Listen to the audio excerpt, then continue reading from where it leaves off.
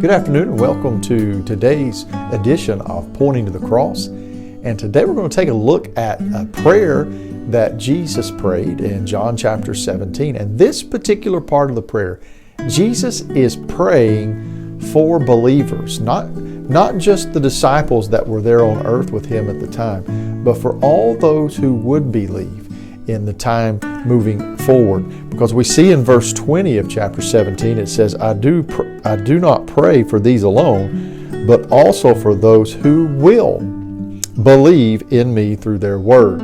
So what is it that Jesus is praying for us? One thing that we need to realize before we look at that is Jesus is praying this prayer. Therefore, it is efficacious and he will bring it to pass. What is it that Jesus is praying for you? Or we could say it this way. What is God's will for your life today? Well, let's take a look. In verse 21, he prays that they may be one as you, Father, are in me and I in you, that they may also be one in us, that the world may believe that you sent me.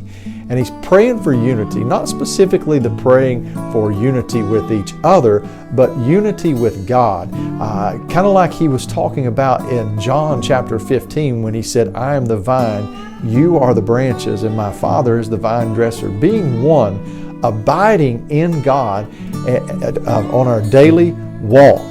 And when that happens, he says why he's praying for that purpose is this, so that people will see it and they will come to Christ as a result of that testimony and that witness. But not only is he praying for that, in verse 22 he says, and the glory which you gave me, and I have given them, that they may be one just as we are one. Someday God will bring us into glory through the finished work of Jesus Christ.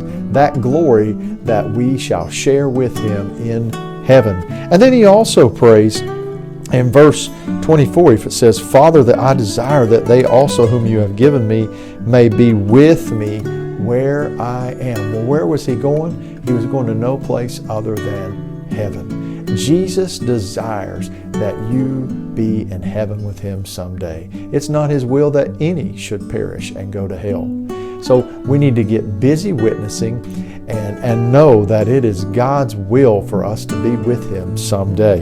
And then in verse 26 he says, I've declared to them your name and will declare it, that the love with which you have loved me may be in them and I in them. What is he saying there?